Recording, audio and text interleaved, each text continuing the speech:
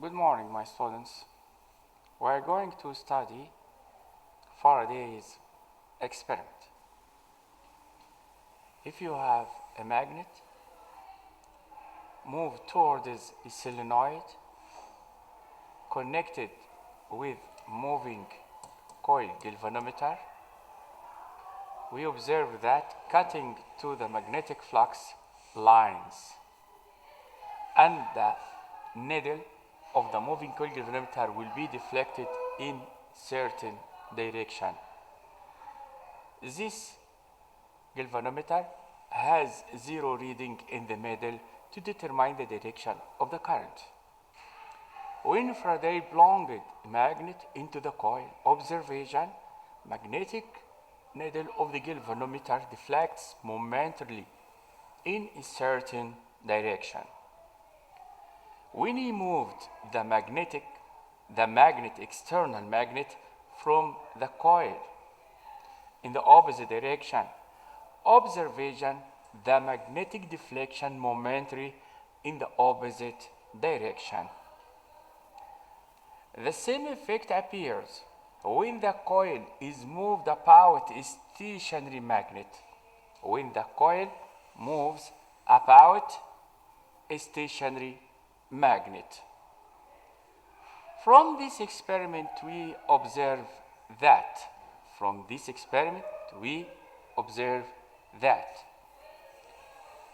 Induced electromotive force and induced current are generated in the coil as a result of time variation of the magnetic flux linked with the coil during motion.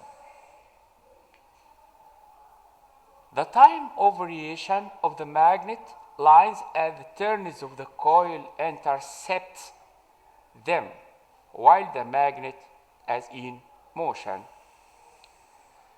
The direction of the induced current depends upon the direction of motion of the magnet and the direction of the magnetic field.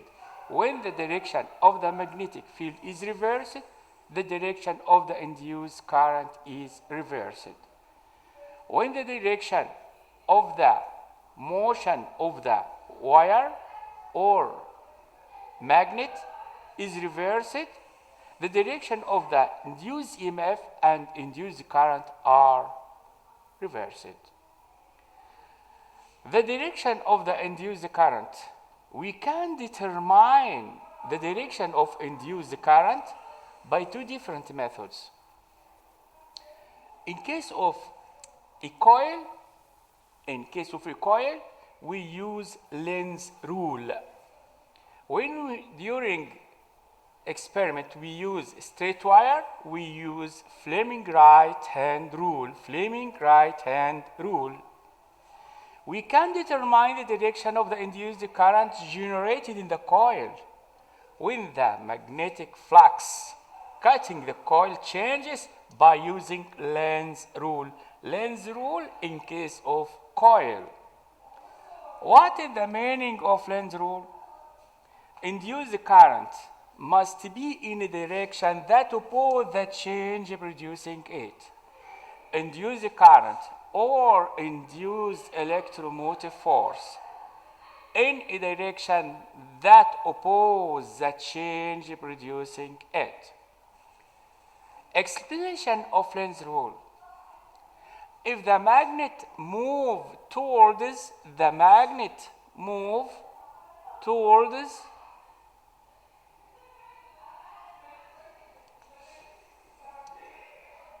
solenoid, we observe that repulsion force is produced, repel each other.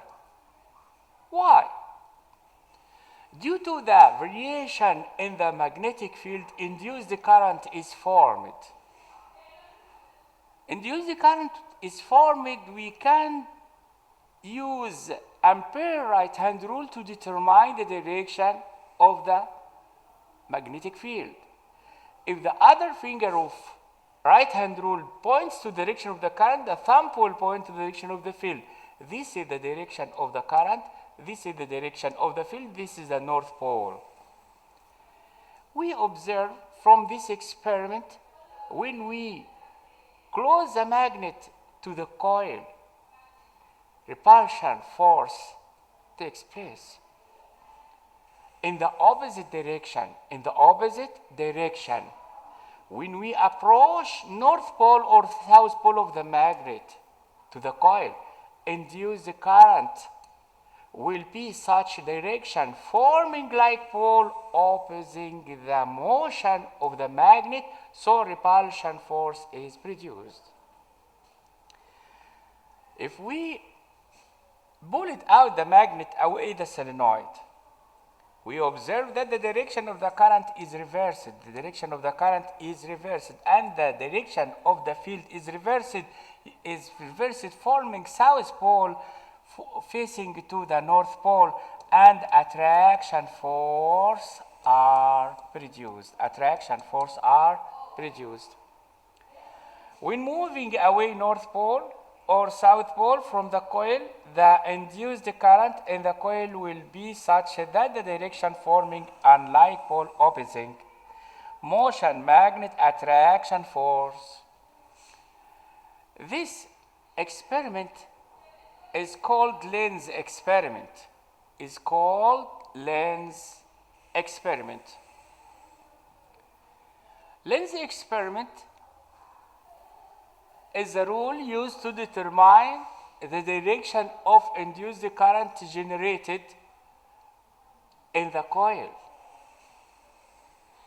The direction of induced current depends on the direction of motion and the direction of magnetic flux, a type of the magnetic flux, north or south pole. How can you deduce Faraday's law of electromagnetic induction?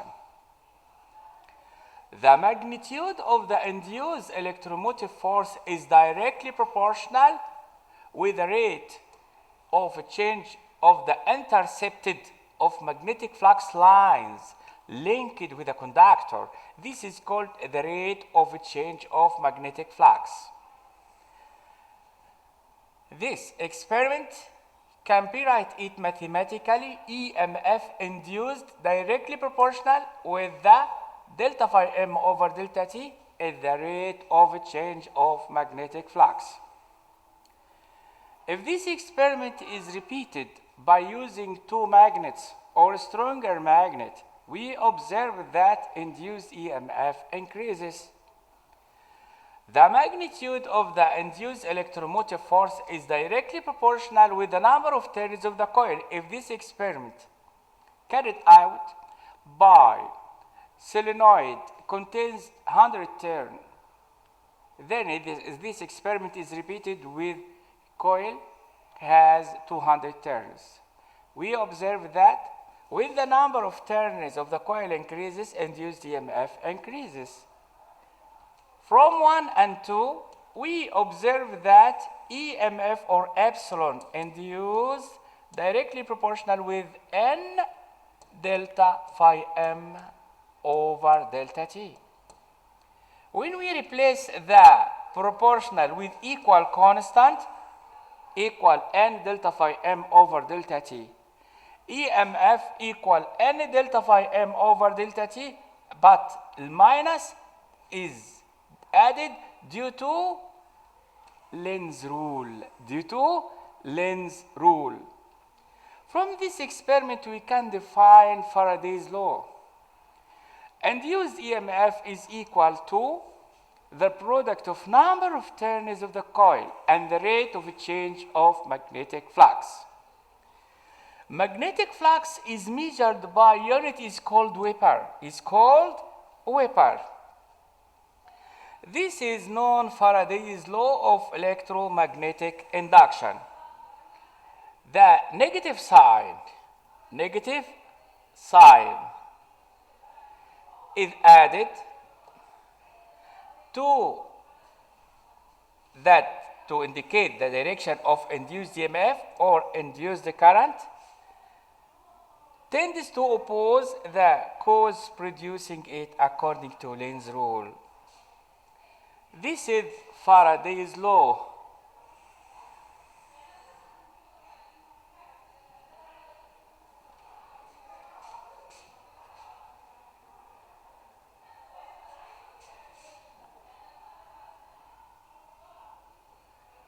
This is Faraday's law. Faraday's law and Lenz's law. Faraday's law and Lenz's law. Faraday's law, the induced EMF is generated by the coil by electromagnetic induction is directly proportional to the time rate by which the conductor intersects the lines of the magnetic flux, and also proportional to the number of turns of the coil. The average induced EMF is measured by volt. The change in the total magnetic flux delta phi m linked with the coil is measured by Weber, and delta phi m equal EMF delta T over N. This means that Weber equal volt second. Volt second equivalent unit for Weber, equivalent to volt second, equivalent for Weber. Goodbye and good luck, my students.